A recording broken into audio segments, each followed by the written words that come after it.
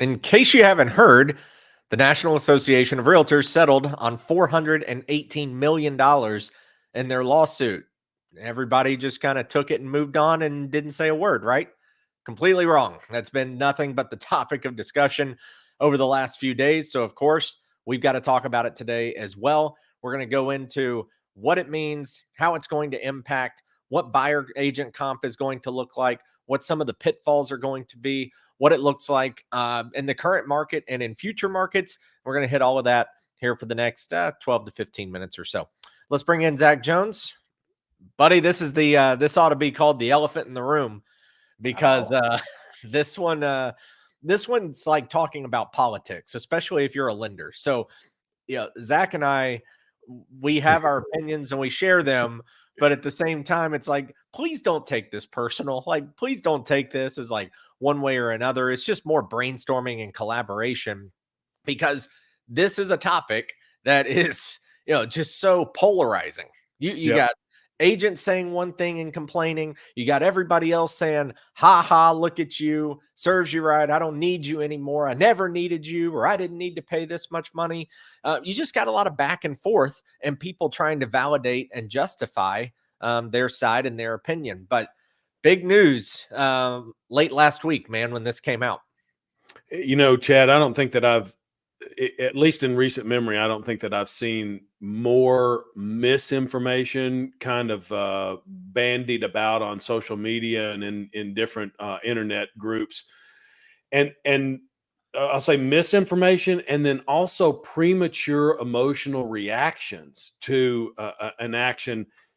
I just don't think that people have their feet on the ground about this thing, and we've got a few months before it actually comes to pass. And hopefully, there's some folks who are planning for this and have thought it through. But golly, there's a lot of bouncing around, and so, like you said, we're going to talk a little bit about maybe some of our ideas about it, and that's always going to be evaluated in the for what it's worth department. A couple of lenders talking about agent compensation, like we knew something about being an attorney. So we're missing on a lot of cylinders here, but maybe some thoughtful dialogue about it today. Here's what's interesting before we dive into it is that in 2010, 2009, 8, 9, 2010, lenders had to hit reset. You Yeah. had Dodd-Frank come out. All of a sudden, all the fees and different things and compensation, all these laws and guardrails and parameters were put in place. The mortgage industry, that's exactly when I got in, by the way, was 2010. Okay. So I didn't really ever have the business where you made 2 points on the front, 2 on the back, and charged a bunch of fees and got to keep 80% of those. Like, I didn't really have that life. And so I've only known what we really have today. Title companies are now being hit in some areas, on the surface anyway, from President Biden's State of the Union, which we talked about last week. And, I'm not saying that video got suppressed, but how about not many people watched that video? Zero. Yeah, that was really interesting. A whole nother soapbox for that one.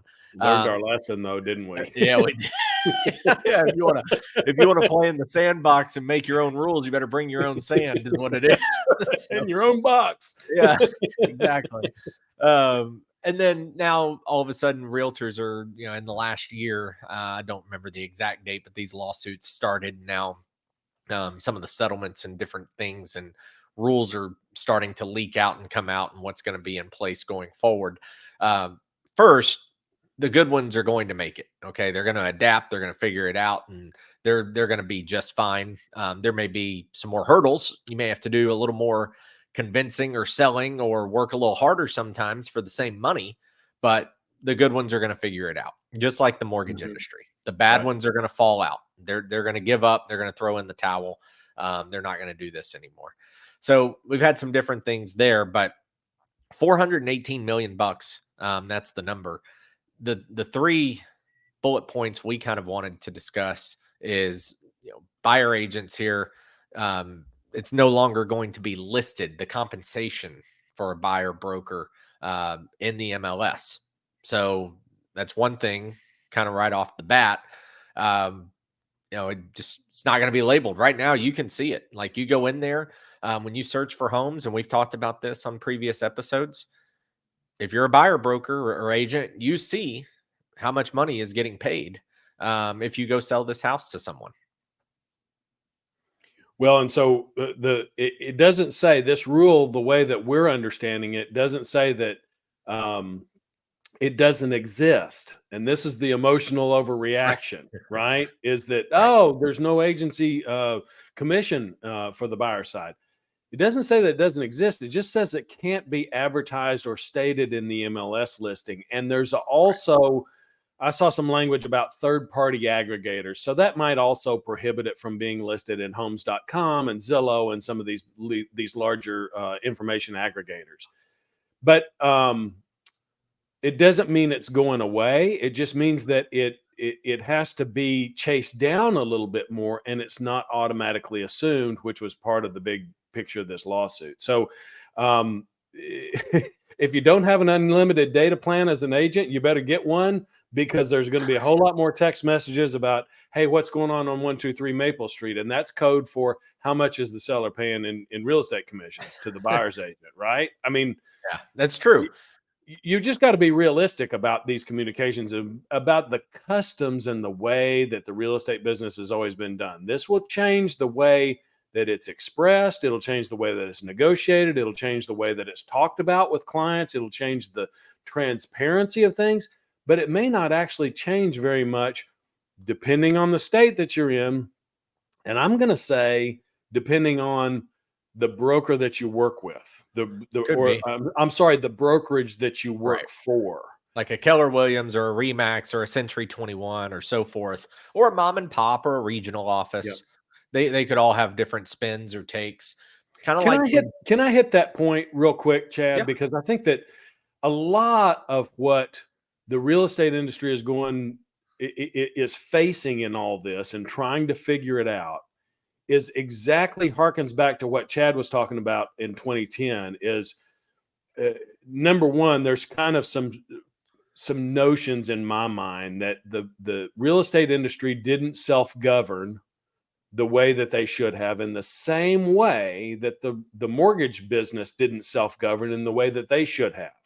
right. And so there's an opportunity for real estate to do some self-governance real fast. That's going to would be an extraordinarily difficult thing to do with the status of NAR right now, National Association of Realtors. But if they did take the bull by the horns and self-govern real quick and put their own rules in place, it might minimize the involvement of the DOJ. What happened in the mortgage business is we were like, yeah, y'all can go pound sand. We're going to do what we want to do. And then the government said, not so fast, cowboy. You're going to do what we say you're going to do. And one of the biggest problems with that in that transition in 2010 was they said, basically came into the industry and said, hey, we've got this CFPB, the Consumer Finance Protection Bureau, and they're going to enforce our rules. And here's the rules: don't misbehave. Now, we don't know exactly what that means, but we'll know it if we catch you doing it. And we're going to find you tens of hundreds of millions of dollars if you get caught misbehaving. So don't do it. And so what happened was there was all this interpretation in the banking industry, in the mortgage industry. Brokerages just kind of fell apart because they didn't know how to interpret it. And we were left with this kind of looming threat of this rule of don't behave. And there were some rules in place that were easily measurable, but most of it was this very ambiguous kind of playground that was ripe for big, gigantic fines. And that's how the CFPB funded themselves. They were immune from any oversight. The president's office didn't have any influence over the CFPB. There was literally like a czar. We called it the czar of mortgage at that time. So the good thing is that some of these the real estate settlement stuff is coming with some rules, and I just think that the industry needs to embrace these really fast. One of the issues will be that some brokerages will interpret these rules very conservatively, and they'll pinch people down, and there'll be lots of oversight and rules. And then others will be more conservative, and it'll be up to their representing attorneys to try to figure out, well, what exactly is agency representation and agency agreement? And what about dual agency? And all these questions that are coming about. So you may find yourself, if you're an agent working for an agency that overinterprets the rules and puts too many restrictions on it. Likewise, you don't want to fall prey to the, hey, we're just doing business as usual, because you could get stung in that situation and be a personal target of a lawsuit, as opposed to being in some, class action where it just kind of hurts the professional organization and your dues go up a little bit. Those are kind of my cautions over these, especially about these three rules and interpretation. We're early in the game. And remember too, ignorance doesn't mean innocence. So Right. you got to be careful on stuff like that. It reminds me too of mortgages with TRID back in 2015, because even though that wasn't a compensation thing, it was just how things were disclosed and waiting Right. periods and so forth. But my point in tying the two together is that mortgage companies, there was a battle with loan officers, because loan officers who were at a company that maybe their compliance department said, we haven't figured this out yet, and we're not about to risk a $20 million fine on all these loans just because we're trying to be, faster than somebody else by one day. And then somebody down the street, another mortgage company would say, oh, yeah, we don't require that. You don't have to wait for the appraisal. You don't have to wait to get clear to Right. close before you can send a CD out. You don't have to wait for that. And so everybody would then start looking at that company and going, well, they're not doing it. Why are we doing it? And it's because it was so new and early, and it took about a year to figure it all out. Mm-hmm. And then people said, okay, this is what we can do. Questions are getting answered and so forth. Same thing will happen here. Okay, well, what can we do? And some people will be more aggressive and toe the line, and some people will be more conservative. And that's just the way and the nature of the beast on that. But you do have to be careful, because you don't want to get slapped with a fine. And those things hurt. Um, they, Big. they can hurt badly. I've never thankfully had to deal with one, but you read some of the stuff, and it's not cheap when they get slapped. Um, all right. So there's a talk about a blanket ban on requiring agents to subscribe to the MLS. So that's another thing. That the MLS too, they were kind of talking about how it's almost like an antitrust type thing, where it's, hey, you can't all go huddle up over here and start talking and negotiating and setting everything up, and then go out and say like, okay, well, here's what we're doing and how we're doing it, and this is what you owe and this is what you pay. So that's another thing that's going to come from this, or at least as part of the settlement. And then let's look at, here goes real quick my take. I wanted to jump on a point you made a minute ago. And then we're going to share this website that breaks some stuff down too, that's real interesting and I think well put together. Is the biggest thing I can probably say here is that this buyer agents getting paid isn't going away. And Right. in a purchaser's market, and even in some cases a balanced market, sellers are still going to pay buyer agent commission, because they're going to want buyer agents to bring people to their house. So they're still going to offer it. They're still, like Zach was saying, they may say like, hey, what's going on over here? What's the deal with it? And like, yeah, code, right? For You're gonna have if to I bring talk about it. somebody, yeah, Yep. I bring somebody over, what's this going to look like? And so forth. There's going to be a little element of trust in there too, of like, I bring somebody over, they like the house, we make an offer, you're not going to go turncoat on me, are you? So that's going to be a thing. The part where it's going to be the craziest is when you get into those crazy seller markets like we had the last, or 20 and 21 and part of 22. Right. Yeah. When you throw a sign in the yard, you don't even have to do that. You just tell your neighbor that you're putting your house up for sale, and all of a sudden 6 strangers show up at your doorstep in 3 hours. You didn't know you were having an open house, but you are. Yeah, that's when it's really going to get interesting. But guys, let's be real and fair here. Like when that was happening, commissions were getting cut anyway. Yep. Sellers were using agents less and less, or buyers were going unrepresented. I'm not saying a ton, but they did it more because sellers were like, I don't have to. I'm taking offers and I'm getting approvals and I'm getting contracts with no appraisal contingency, no inspection contingency, and I don't have to pay much commission to somebody, and they're going to pay 25,000 over list price. Like that was extreme, but in sellers markets, I think will be the toughest part. That's where agents are going to have to work the hardest. Yeah, I agree with that, and I would say that in kind of as a maybe a tangent or a side road off of that, I wouldn't look for some of the clickbait headlines that came out over the weekend that prices are going to get slashed and real estate commissions are going away and all How are that stuff. prices going down? And then people are starting to talk about how values are going to go down because the commissions were always baked into the value. None of that is going to happen. So No. we never added 6% to the value of a house on an appraisal for real estate agent concessions. That was not a line item in the valuation form.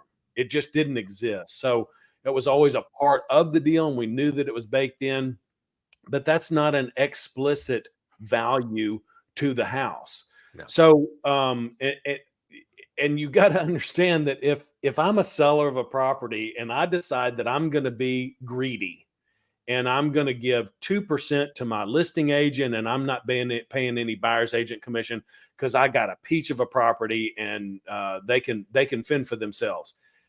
I'm doing that because I'm greedy. I'm not doing that because I'm trying to sell my house for a lower price. I'm trying to put that money in my pocket, not reduce the price and give it back to the buyer. That's not what real estate is. Real estate is still a free market item, consumer item. Yeah. So we are going to everybody who's selling an item, whether you're selling an old boat on Craigslist or a jet ski or a house or a RV or a new catamaran, you're going to get the best price that you possibly can because you're trying to put money in your pocket. So all this stuff about prices falling and it's going to make housing more affordable for first-time home buyers, it's like there's no substance to that, and you could even make an argument that it's actually going to create the opposite effect. So I think opposite. Here's why. I know everybody has seen the story at some point in their life where a real estate agent says, here's why you use a realtor, because somebody was going to sell their home and little did they know that they underpriced the home and it was really worth $25,000 more. And so if they had just consulted a realtor, then they may have made, after commissions and whatnot, they may have even broke even, but didn't have to do the work, or they could have made an extra $10,000 or something along those lines.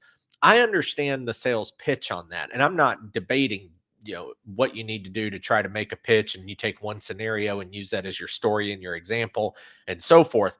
I get that. I'm not arguing that.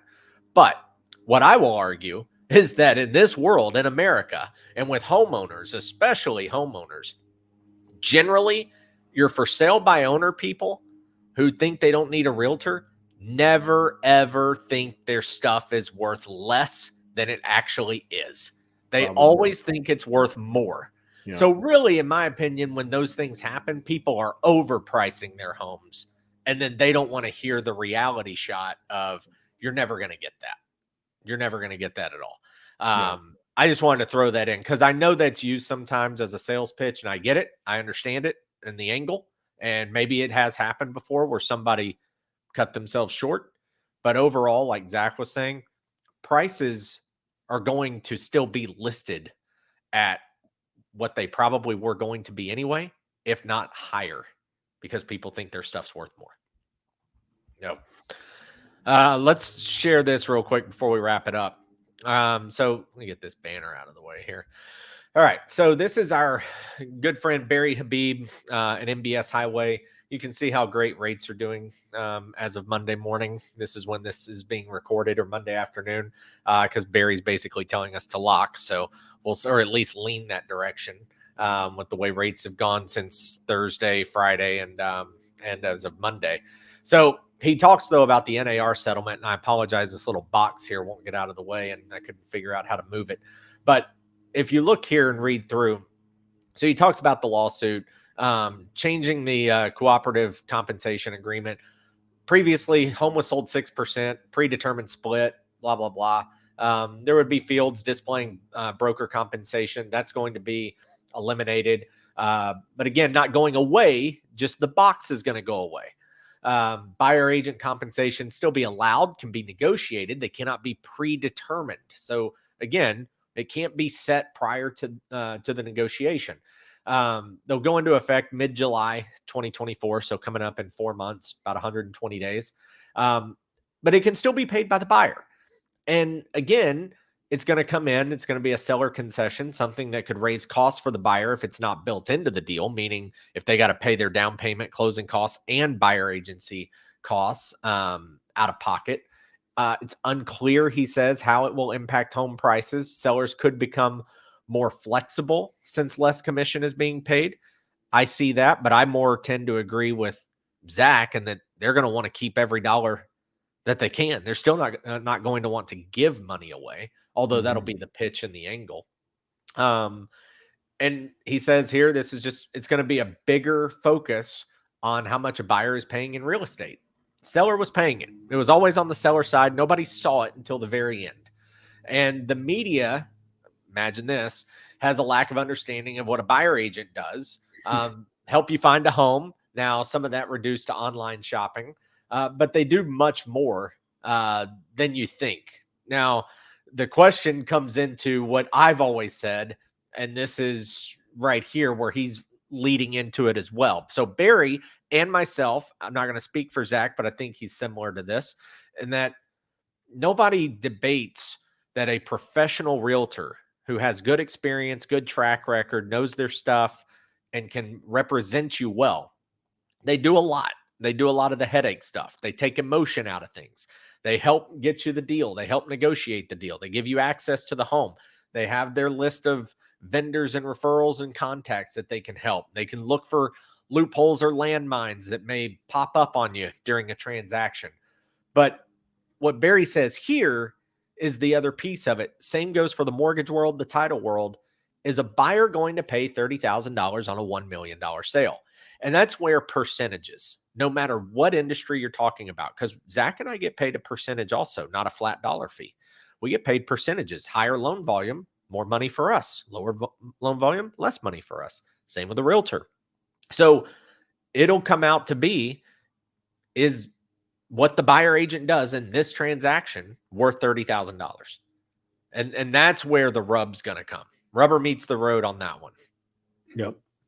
It's an interesting question because, and I'm not privy, because I'm not a real estate agent. I'm not privy to those negotiations behind the scenes when you get up to a $1.5 million, $2 million, $3 million, $4 million, $5 million home. Are those price points, do those warrant 3% commissions? And what most people don't understand is that most mortgage lenders, if not all, impose a cap on the maximum dollar amount that a mortgage loan originator can make on a loan, even though they have a kind of a standard commission percentage on a mortgage loan. There's a point at which you cap out, because that keeps it competitive. It keeps us all competitive in the realm and keeps rates down from, getting kind of ridiculous on these jumbo products, quite frankly. And I hadn't thought about this, but anybody who is a financial advisor and is doing a managed funds model where they make a percentage of the balance of a managed account in the financial advisory industry, those percentages that they make on an annual basis reduce as the value of that account increases. So they might make a 1% on a $500,000, and then they make 0.7% on a $1 million account, and 0.6% on a $2 million account, and 0.4% on a $4 million account. So the more that they have a decreasing commission for that management fee on higher priced or higher value accounts. So maybe that's one of these things that comes out. It's certainly what's going to happen is it forces discussion, because now all of the dollars that were kind of baked in and invisible in the transaction are becoming much more apparent and transparent. And so there's going to have to be conversations made about it. And that goes back to the very first thing that you said, Chad, which is the great agents, the accomplished and skilled agents, the agents that aren't afraid to talk about money are going to be fine. Yes. I've said this several times over the last few weeks, is this thing is kind of emerging and coming through. Had an old mentor one time who used to say that people will not talk about two things in their personal lives. They'll not talk about sex, and they'll not talk about money, and they'll talk about sex before they'll talk about money. And so that's one of the things that we are insensitive to in the mortgage industry, because we talk about people's money all day, every day, and we're digging into their financial secrets and the amount of debt they're carrying and how much credit they got on their credit card and what they make and what they spend and the little funny expenditures on the bank statements. I'm like, what's that, dude? You got to tell me. You got to be honest with me. And real estate agents, I think, don't have the same level of practice and experience doing that, in talking very specifically about fees and costs and how that comes about. And so it'll just be interesting to see all of this emerge, and kind of what the new best practices will be in real estate to try to address these unknowns. The unknowns are always scarier, Chad, than when you finally get your hand around them and you start talking about them. They're not that scary when you actually get a grip on them. The last thing I want to hit on, I don't know if you know this answer or not, but Barry uses a term here that kind of catches my eye, because he talks about seller concession. So here's the deal. You put 5% down on a house, okay? And you agree, or you negotiate rather, for the seller to pay 2% to your buyer's agent. Use 3% actually. Seller's willing to pay 3% to your buyer's agent to represent you. And so that's what they're doing. To my knowledge, none of the lending agencies, Fannie, Freddie, Ginnie, have come out and said whether or not that's going to count as an interested party contribution. Right. What that means is that if you put 5% down on a house on a conventional loan, the seller can only pay 3% of your closing costs. 3% of what's called IPC, interested party contribution. So, will a buyer's agent commission count towards that total? Because if it does, then buyers who put anything less than 10% down on a conventional loan automatically are out of pocket additional money. Right. Because they're going to exceed the threshold every time. Now, if that doesn't count, it's business as normal. Nothing new. It just continues on the way it is right now, meaning. But I haven't heard that. Have you? I've heard nothing about that topic.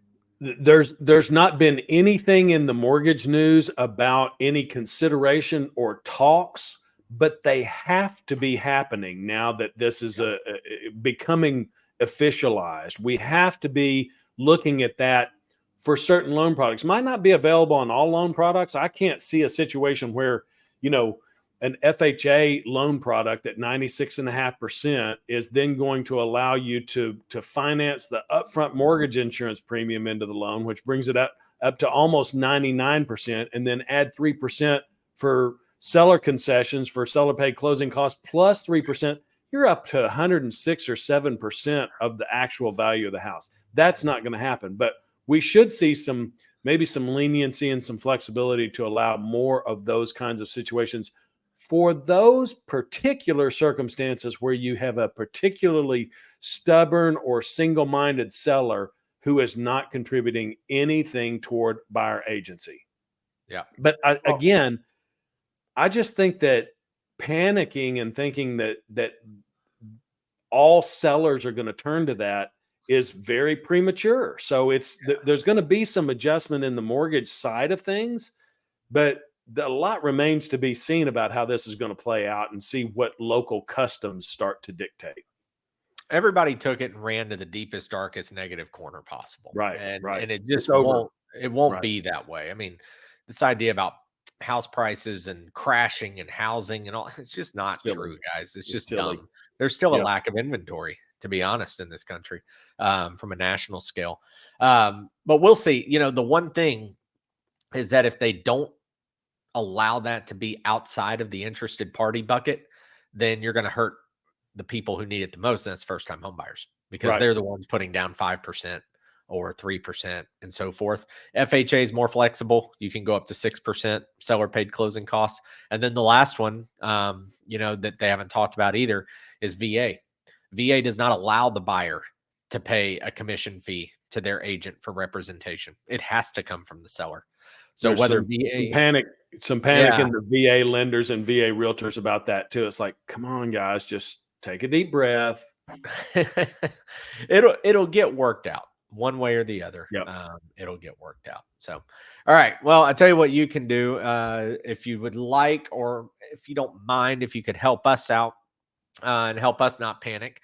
If you could make sure you like, subscribe, hit the bell, follow myself up here. These are the socials Zach and I are on: YouTube, Instagram, and Facebook. He's the doctor of all the reels. Zach's got one every single day. So he's got all the funny stuff for you, or informational stuff for you. He is at Zach Jones Loans. I'm at This Chat Is Real. And we appreciate you hanging out with us. Polarizing topic. Like I said, this one brings out some extremes in both directions, but I think in a year from now, maybe even 6 months, we'll look back and kind of laugh at the overreaction we saw from a lot of people, and things will settle down and get back to normal. So, Yep. All right, everybody have a great one. And we'll be back next Wednesday with another episode. Take care. Thanks.